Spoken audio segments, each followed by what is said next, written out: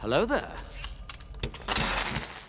What's going on, guys? Welcome back to the channel. It's Ellie Moses. I'm a 21-year-old law and film student here in Sydney, Australia, making my way to the YouTube universe with my fellow chat pirates and my new pirates to the channel. Welcome all. Hopefully you guys can come along and join my crew as we make our way to the YouTube galaxy. And speaking of galaxies, we return today with the episode 3 of The Bad Batch as we continue our journey through the post-Clone Wars animated series, and boy am I enjoying it. And this episode was dark as hell. Like, there is some really dark elements to this episode, and they show a lot of things, more than you expect. Like, I've never seen like more dark themes explored, especially with Crosshair in this episode, than ever. I think, like, I don't think we've seen as brutal killings, or even like off-screen killings that have been brutal as this. Like, you know what's happening to certain characters in this film, especially one sort of sequence, and I'll explain that soon. But yes,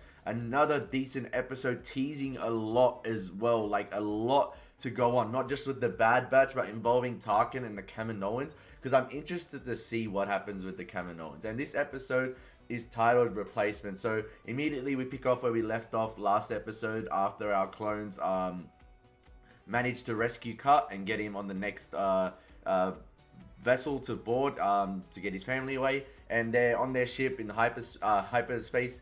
And currently their ship is really faulty. A lot of systems are glitching, and one of their capacitors break. So they jump out of hyperspace and they crash land on this moon. I believe it's the moon of a planet. So, and there's a storm on the planet, I guess. A storm on the moon. Because it looks like to be a moon of a planet. Like, the main planet's there, I don't know. It is a moon because, like, they don't breathe on the moon. They have to wear these respirator masks as well. So I'm guessing that's right. And we have a few character interactions for the crash landing as well, with, like, Omega, Wrecker, and Hunter, in terms of Wrecker wanting more food, and Hunter's like, nah man, we got a ration.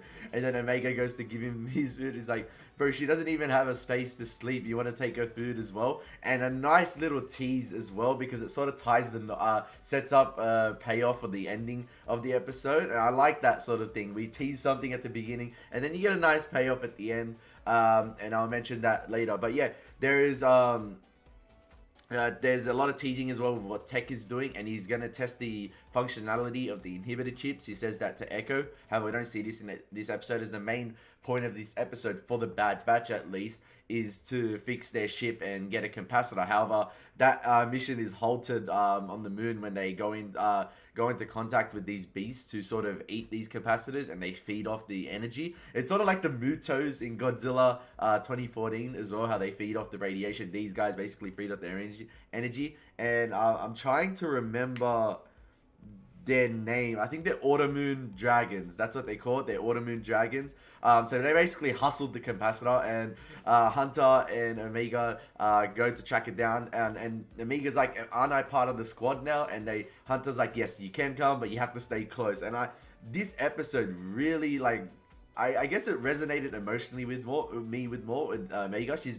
become less annoying, and I'm really starting to like her, especially the end of the episode. I really found it touching. I'll explain that soon when I get to the end of the episode. But there's not many Easter eggs as per se to break down in this episode as terms like Clone Wars Easter eggs, but there's a lot teased, and there's a lot I'm looking forward to, and this show's done a great job at that. Like, you get little sprinkles and teasers here and there, and then it's like there's going to be more, and hopefully he's going to make for an awesome payoff. But what I did enjoy this episode, it would have been a boring episode if it just stayed with the Bad Batch on this planet and on this moon. But however, it transitions unexpectedly, like for me, back to Kamino, and we have Tarkin and Admiral Rampart talking to the Prime Minister of Kamino, and they're talking about the clone initiative, and they're basically saying that Tarkin mentions that the clone initiative is I'm trying to remember the quote, but he says it's a cost prohibitive relic of the past,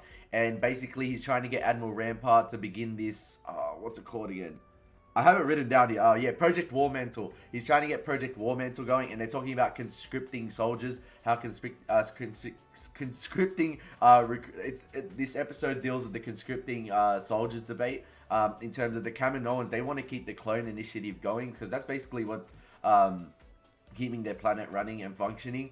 and the Prime Minister mentioned something important at the end of the episode when he talks about the DNA of Jango Fett is deteriorating heavily, and they're trying to undergo more new tests, and they only need one clone specimen, or I guess test subject to get this going. So it's gonna be interesting how they interact with Tarkin. We know how the Rebels goes and how the original trilogy goes, so it is leading to Tarkin going on top. But I'm interested to see how actually the clone initiative ends and what happens to it. I know Admiral Rampart is gonna probably succeed and Tarkin are going to succeed, but we have that dynamic in this episode where Admiral Rampart gets his first troops, the first elite squadron of the galaxy, for 4 troops, and they go on a mission with Crosshair to test, I guess, their allegiance and loyalty and their ability to follow orders. They go back to old Onderon to take out Saw Gerrera, and although they find some of his rebels there, Saw Gerrera wasn't there, and there is some innocent bystanders there, and they take this elite squadron along with Crosshair, take out these individuals and rebels brutally. Like, they absolutely destroy them. There's a few shots where you absolutely see Crosshair annihilate someone with the blaster, and then Crosshair goes full berserker mode in this, like ballistic. Good soldiers follow orders. You know, they have a little scruffle with the elite squadron where the elite squadron leader or one of the guys is like, hang on, these guys are just we took out Saw Gerrera's rebels. What's left is prisoners. Let's take him back for interrogating. And he's like, Crosshair's like, no, good soldiers follow orders, and he kills one of the elite squadron members, and then he's like, and then what needs to be finished needs to be finished, and then the elite squadron, the remaining 3, take out the innocent bystanders or the innocent people, and one of them gets, like, you don't see it but you hear it off screen, one of them gets shot with the blaster, and one of them gets flamethrown and incinerated as well. I was like, whoa, that's really dark. Like, Crosshair is completely going full berserker mode, like his inhibitor chip is fully functional at this point. He's full on maniac, like full on killer mode instinct. That's what he has. You know that the suit mod Spider-Man has in Homecoming, where he's like ultra instinct killer mode. I forgot what it's called, but that's what Crosshair has at the moment. He's unstoppable, and I can't wait to see him interact with the Bad Batch again. And it's going to be interesting to see what happens with the Kaminoans as well with Tarkin. But anyway, back to the Bad Batch. They Hunter gets taken out by one of these dragons, and then Omega herself goes down in sort of its burrow and has a sort of interaction with it. And there's one conversation Hunter has with Omega as well, saying, oh, Omega's like, can you teach me to track? And Hunter's like, oh, that's one of our abilities. Tech and Echo have one as well. And it's going to be interesting to see as well. They tease as well what Omega's capabilities are going to be. What are we still haven't found out. So that's going to, I guess, unfold as the latter episodes happen. And another interesting aspect I found with this episode is Wrecker bumps his head during the crash landing, and he constantly goes on about his head hurting. And I think there's more to it than we just think as a normal head bump. There's something happening to Wrecker's inhibitor chip that's possibly being teased as well. Is it damaged? Is it faulty? Is it going to lead him to be another Crosshair situation?